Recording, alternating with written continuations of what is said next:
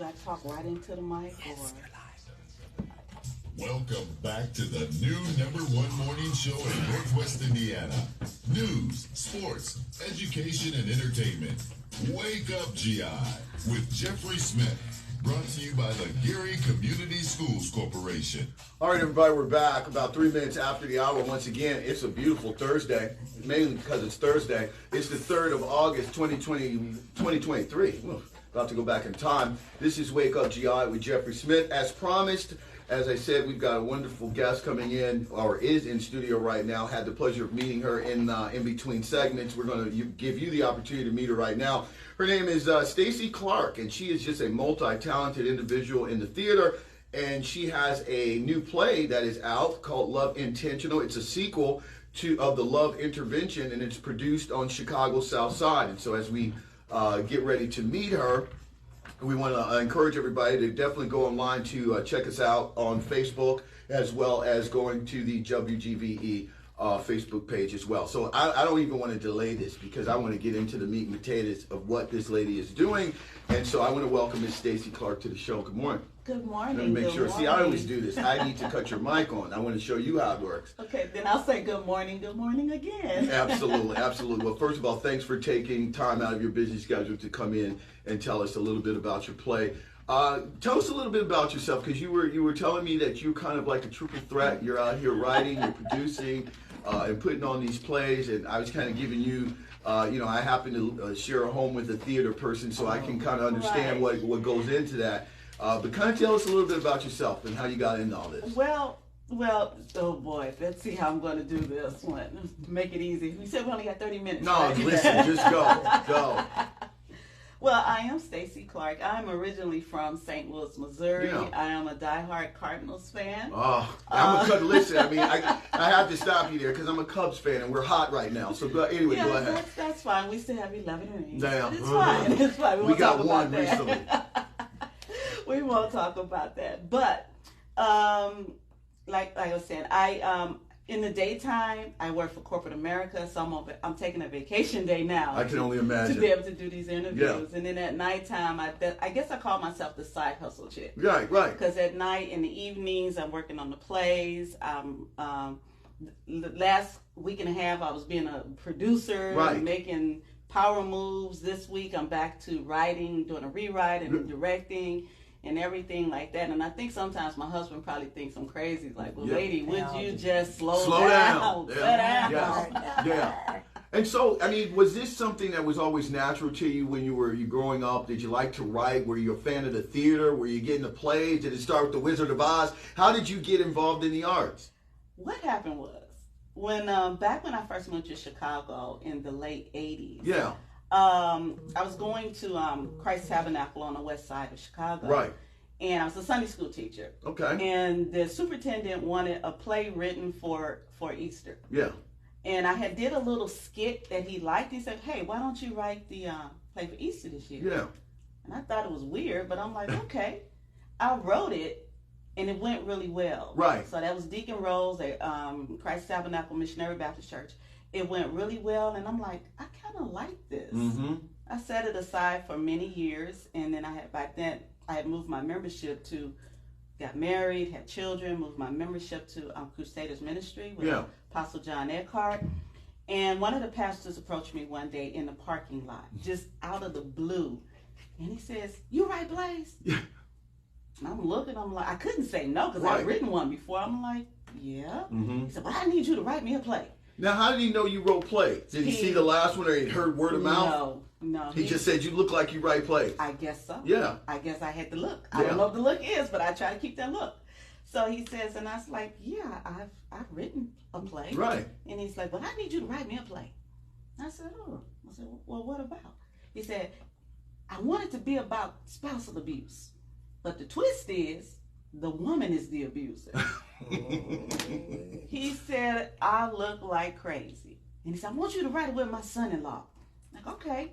So I went and I sat down and I took a few months. I wrote out about 20 pages. And I was like, wait, I'm supposed to write this with somebody else. Right. I handed him what I had, and I met with his son-in-law. His son-in-law took a look at it. At that point in time, it was called a second chance. Yeah. And he looked at it, he said, this is good. Yeah. He said, but you're going to have to finish writing it. Put it down. Yeah. So I went on ahead, finished writing it, and that particular, I finished writing it, and then we did it. We did it at DuSable Museum. Nice. It was really, really good. We sold out show and everything. That's when I got the buzz. Wow. That's when I got the buzz. Now, obviously writing is one thing. Producing, directing, like I said, I've seen it firsthand. That can be a whole nother, it's a whole nother can of worms. Exactly, because right. now you're kind of controlling moving pieces. You have to work with the actors, their temperament, and then their availability a lot of times, right. and kind of keeping it consistent with your vision, and then making this thing happen by picking a venue and all that. So what was that like when you started to kind of get into that? Because once again, you're wearing a lot of hats, and you're the originator of the story. Right. Now, initially, being in Crusaders, they took care of a lot of that in the beginning. Okay. With my first play, so I learned a lot, and then after that, I'm like, I can do this. Right. I can do this. So then I started developing my production company. At that time it was Paula Productions. Right. So and I went, and the next time I did a play, I did it on my own out of Governor State. Wow. I actually had Cindy Williams in that play. Yeah. I was blessed enough to get her in, and I had some other local Chicago talent, and it was phenomenal. But not understanding marketing Right. hurt me. Yeah. And I used to think marketing and business were like, It's synonymous. they're just like, you don't need those degrees. You can figure that out on your own. Yeah. I honestly did, because my degree is in computer science and education. Exactly. I felt like those were real degrees. Right.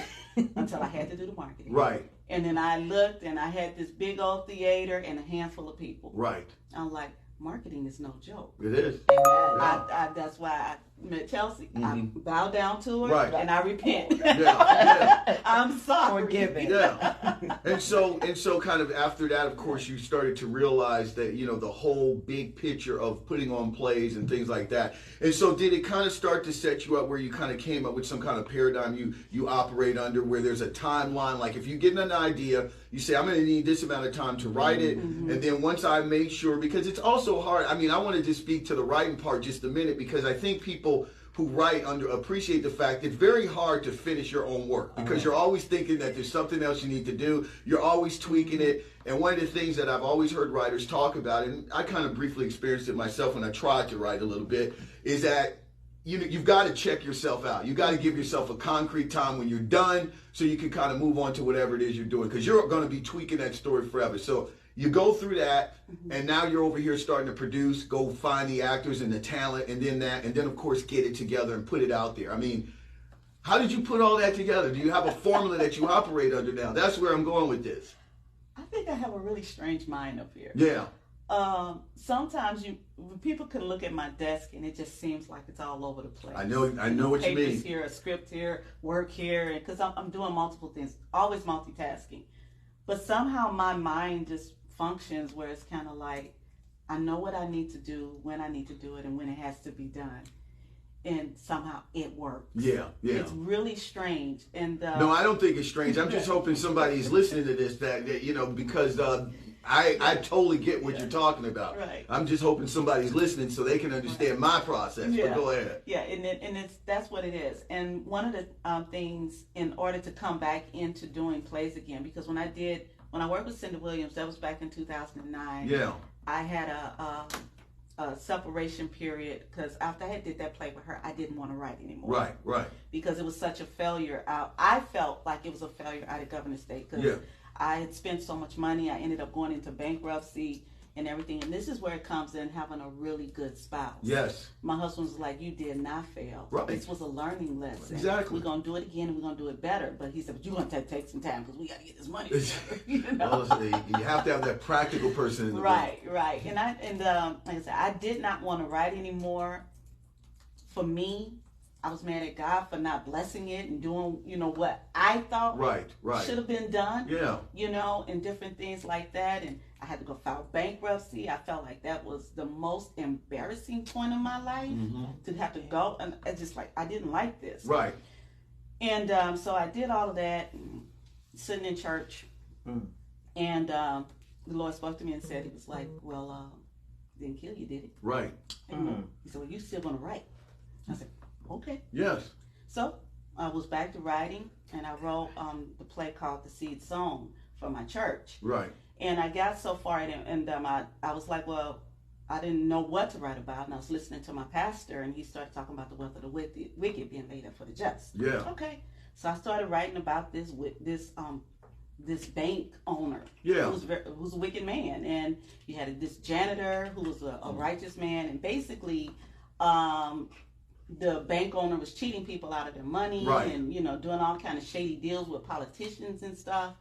And in the end, the tables turned. Well, the bank owner was going to jail, and the janitor was now the rich person. Right. Because he had sold his book. Like that. And he did all of these wonderful things. Yeah.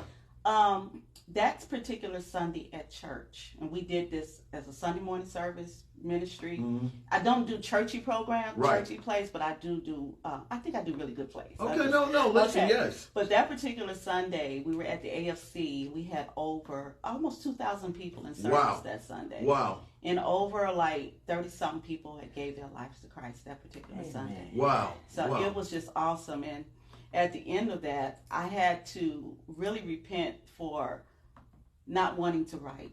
Well, and, listen, I want to say this to you because as I told, we were talking earlier, my wife and I, we do these TED Talks and things like that. And we had this one TED Talk, which was like a TED Women, and was focusing on that. And I've learned a mantra through that. I used to hear it growing up and from my parents, but you just epitomized it.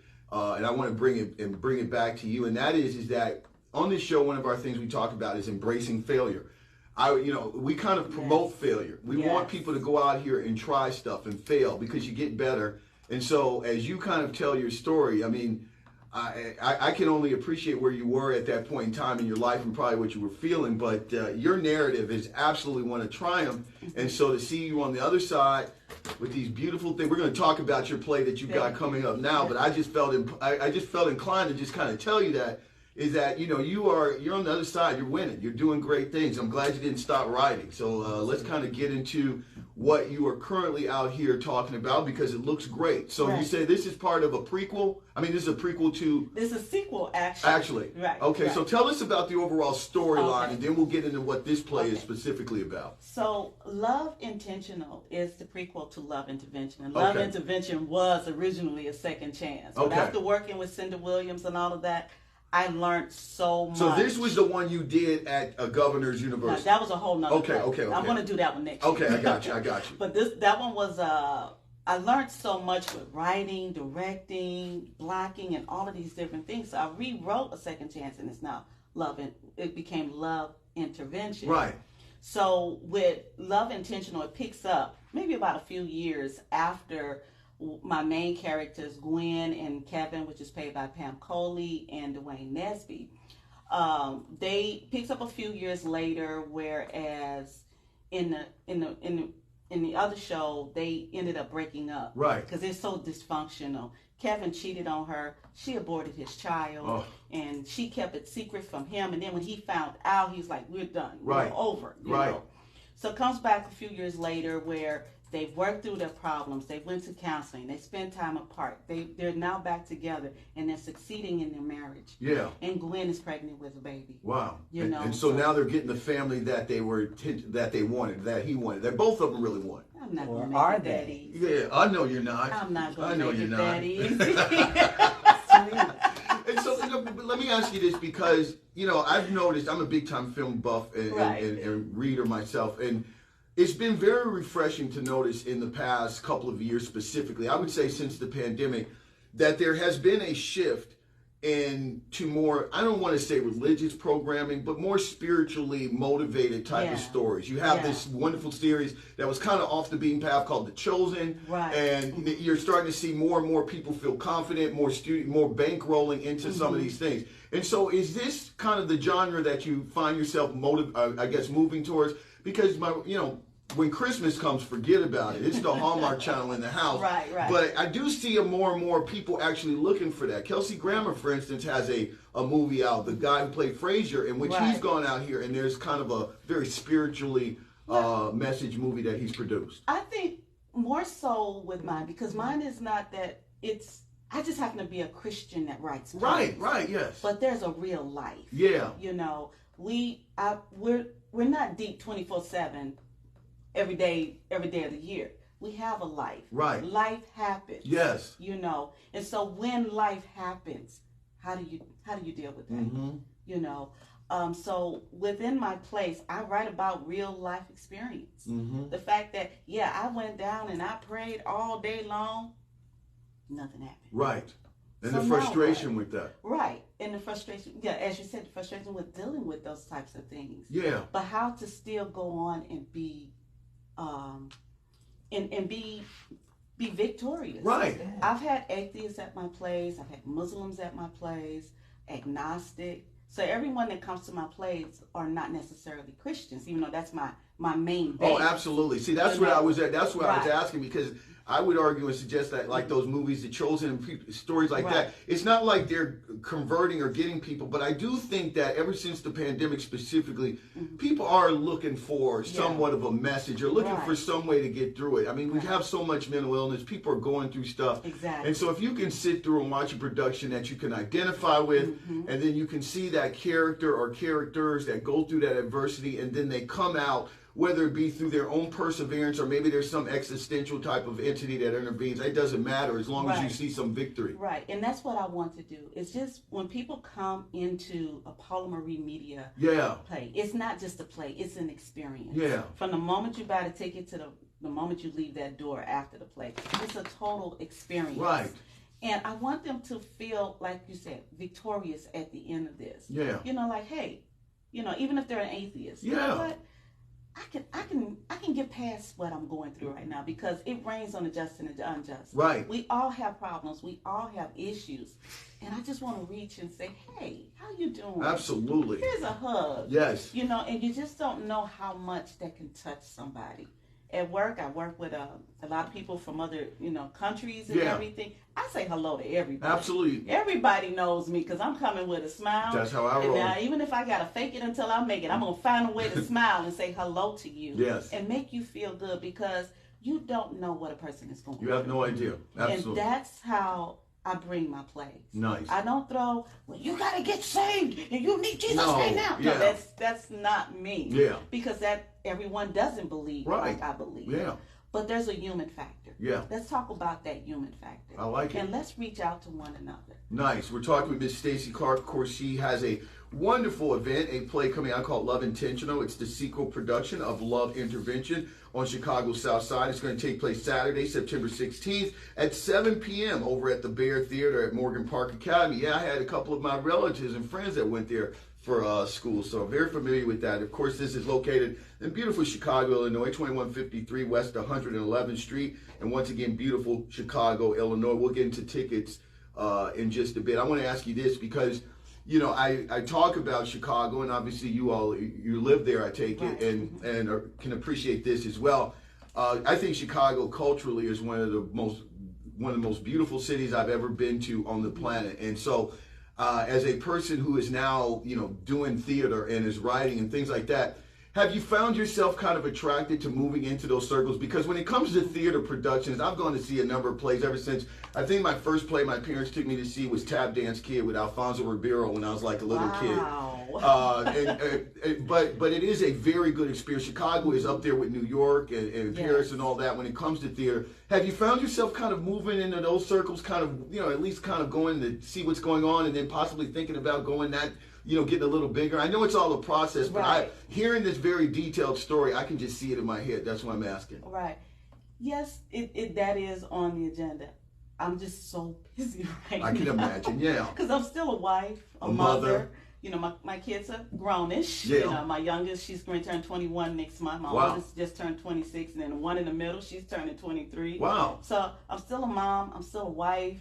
I'm still a senior analyst in the daytime, and then the side hustle chick at night. And I'm still juggling a lot of things. But at the end, when I'm not in season and production mode, then yes, I want to get out and I want to go see some other plays that they have coming up in and around the city, some off-Broadway type things, because I want to learn more and see more. And the only way you can do that, like you said, is just getting out in the community and seeing what's going on. And, hey, how does this person do it? Right. How does this person do it? Ooh, I think I could do that. I think I could do that better. Maybe I could practice on what I'm doing. Yeah, exactly. exactly. And everything. And I think when you have product like what you do, I think also you're in a unique position where, as you brought up even Cindy Williams, where you can start to get some of these people in the Actors Equity and all that are out there looking to be part of projects just to keep their chop sharp, kind of even looking to you. And so you find yourself kind of intermingling in that community. Next thing you know, you're a big shot, and I'll have to tell everybody I knew you.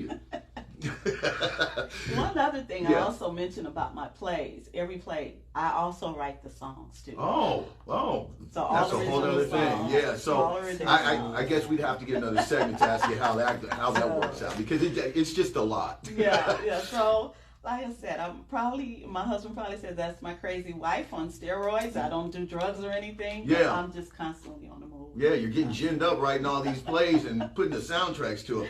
Once again, we're talking with Stacey Clark. Love Intentional is the sequel to her Love Intervention.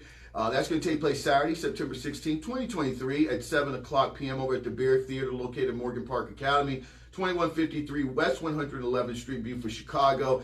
General ticket prices are $30. Of course, you can always be a big shot, a VIP, and pay $20 extra. We take good care of our VIPs. I can imagine. So that's what I'm encouraging people. Go be a VIP. Tell your friends you were a big shot at the play. Right. And so, as I said, this is obviously, you got anything planned going into the holiday? Is this how long is this going to run?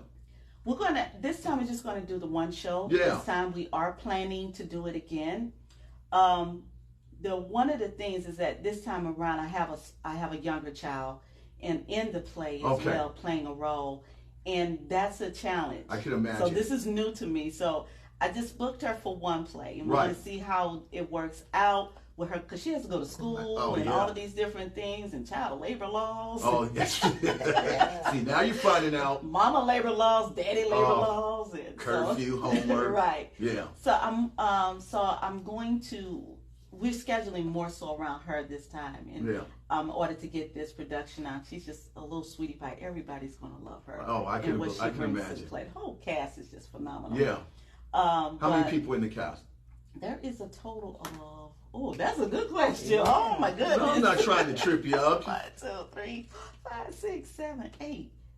8 plus me. Plus I do a little cameo. Okay, of course. I have my little moments, so everybody say, "Hey, listen, if it's good enough for Alfred Hitchcock, you can do it as well." Yeah, just a little bit moment. Yeah, absolutely. Well, Stacey, once again, we're going to make sure that we let people know about this leading up until September 16th, of course. But go ahead. I know we want to mention a couple of things, but what I want you to do is for people that want to follow your projects and want to keep, maybe even go back and learn a little bit about your company and things. Do you have a website? Do you have some way they can contact you? Go ahead, please. Yes. Well, my website is paulamarimedia.com. That's an interesting name. Any special meaning? Yes, Paula Marie was my birth name. Okay. All right. I was adopted at birth. Oh, okay. I was adopted at birth. And when I got adopted, my mother changed my name to Stacey Alicia Stinson. Yeah. And my husband was so grateful to give me his last name of Clark.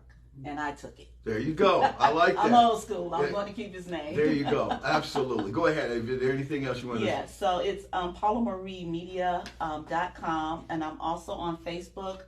You can be my friend. I'm Stacey Clark. Yeah. Stacey, Stacye. My mother did that. Stacey Clark, Clark, no E on that one. And you can also like my Paula Marie Media page on Facebook as well. Absolutely. And we're posting videos, we're posting pictures from rehearsals. I'm trying to get together some of the buffoonery that happens in Get your YouTube channel. You're right. Yes. You're right. So I'm starting that up as well. I want to do YouTube skits. Yeah, and Instagram. Get you some Instagram. Yeah. Absolutely. So it's a lot of work. And, doing all of those things. And then you're a senior analyst. We're forgetting that. All right. Once again, Stacey, it's been a pleasure to meet you. Your wonderful husband in studio as well. I want to thank both of you all for taking time out. As you said, this is kind of a vacation day because you're a busy woman. You got your day job and your side hustle, so we do appreciate you coming down here and sharing your information with us. We're going to definitely keep up with you. We wish you all the luck in the world, and hopefully we'll talk to you again and just see you moving forward. We appreciate you. Thank you so much. God bless. All right, we're going to take